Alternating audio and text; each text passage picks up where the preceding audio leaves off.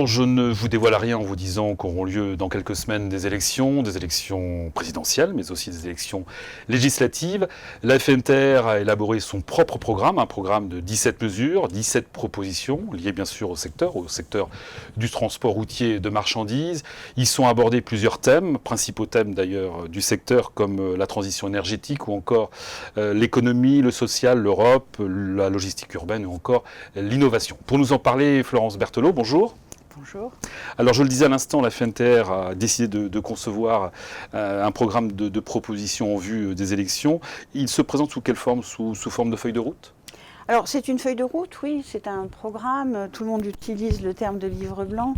En tant que fédération, il est de notre rôle de porter la voix de nos adhérents lors des grandes échéances de notre pays. Et là, cette année, nous avons, comme vous l'avez dit, effectivement les élections présidentielles et législatives. Et le but, c'est d'être au cœur de ce débat pour porter des propositions concrètes qui sont du ressort des pouvoirs publics. Ensuite, les professionnels, ils prennent leur part de responsabilité sur le reste. Mais en réalité, quand on ira voir les candidats aux présidentielles, les candidats aux élections législatives, puisque ce programme a pour but d'être déployé auprès de l'ensemble des candidats, le but c'est de leur dire, voilà, il faut une politique des transports, il faut prendre le transport routier et la logistique, qui compte 600 000 salariés, comme au cœur finalement du territoire, ce qui est très important, et puis des leviers de croissance d'un pays. Comment ça s'est passé? Vous avez sondé notamment le secteur, vos adhérents, vous les avez interrogés? On les a plus que ça, totalement impliqués. C'est pas du tout de propositions qui viennent du national et qui ont été approuvées ensuite. On a vraiment eu 6 groupes de travail sur chaque thème, où les professionnels ont activement contribué, avec beaucoup de propositions. Ensuite, on a arbitré celles qui paraissaient le plus pertinentes, et tout ça a été revalidé. Et donc, c'est près de 80 professionnels au moins qui ont participé à ces propositions. Alors, on le disait, les prochaines semaines sont riches en élections, donc présidentielles, très important, législatives aussi. On en parlera dans un instant. Il était essentiel d'interpeller les candidats, les futurs candidats également sur le secteur du transport routier. Toujours.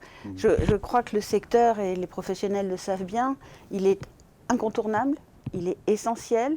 Et on va pas revenir sur le premier confinement, mais là, nos concitoyens s'en sont vraiment rendus compte. Mais aux yeux de beaucoup de politiques, de manière large, il reste extrêmement méconnu. À part voir des camions sur les routes et puis dire qu'il en faudrait moins, d'ailleurs, souvent, ne voit pas la sophistication de l'activité transport et logistique et à quel point elle est un maillon essentiel de l'approvisionnement de ce pays, de sa performance économique, le lien entre la production et la consommation. Et tout ça, il faut le réexpliquer. Et d'ailleurs, notre ambition, c'est aussi que les entreprises adhérentes de la FNTR puissent recevoir le maximum de candidats pour leur montrer de l'intérieur ce que c'est, à l'instar de ce qu'on fait d'ailleurs depuis 2 ans maintenant, lors de la Semaine nationale du transport. Alors on disait des élections présidentielles et législatives, oui. Ce sont autant d'enjeux au niveau national que régional?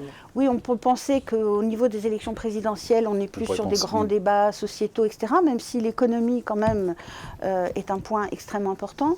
Dans la mesure où les entreprises de transport routier sont situées sur l'ensemble du territoire, 40 000 entreprises, 600 000 salariés, ça compte, qui sont dans les bassins d'activité, les bassins d'emploi, il nous paraît vraiment très intéressant de rencontrer des députés, des futurs députés qui sont des gens de terrain et qui ont besoin d'avoir la connaissance de leur territoire pour porter encore mieux les positions concernant le transport routier au niveau de l'Assemblée nationale. Alors il y a dans la feuille de route, ce document, il y a une continuité. Le but est également l'idée d'interpeller justement les élus, les futurs candidats, d'aller directement au sein des entreprises de transport. C'est encore un secteur trop méconnu aujourd'hui? C'est un secteur qui est trop méconnu. Peut-être que d'ailleurs le secteur porte sa part de responsabilité.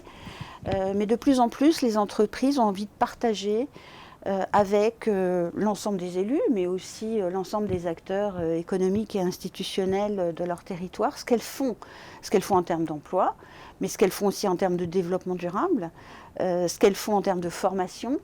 Et on est toujours très amusé d'une certaine façon quand on voit un élu qui ne connaissait pas le transport routier venir dans une entreprise et ressortir absolument bluffé par le professionnalisme de l'ensemble des personnels. Et puis, comme je vous l'ai dit tout à l'heure, la sophistication de l'activité. Il ne s'agit pas de faire rouler des camions. Le transport routier, c'est un métier, ce sont même des métiers. Il y a des femmes et des hommes derrière les volants, absolument, notamment. Absolument. Florence, en résumé, l'idée de ce document, c'est de montrer que aussi le transport routier, enfin aussi et surtout ce que vous disiez, est le moteur de l'économie en France, Bien sûr. qui est important pour un candidat à la présidentielle. Ce qu'on dit toujours, c'est qu'un grand pays économique est d'abord un grand pays de transport. On le voit déjà en Europe, avec des concurrents qui sont assez sérieux, comme on le voit avec notamment les Pays-Bas. Si on regarde d'ailleurs dans le monde, il y a toujours le transport à la base de la performance économique. Quand on parle aujourd'hui, on entend ces débats sur la réindustrialisation, etc. Tout ça ne pourra se faire que grâce au transport routier. Et c'est ce qu'on veut mettre en avant parce que trop souvent, il est invisibilisé des débats. Alors vous pouvez consulter dans son intégralité donc ce programme de 17 propositions, 17 mesures donc élaborées par la FNTR. Il est disponible sur le site de la FNTR et vous pouvez le télécharger grâce au QR code qui apparaît sur votre écran. Florence Berthelot, merci et à bientôt. Merci.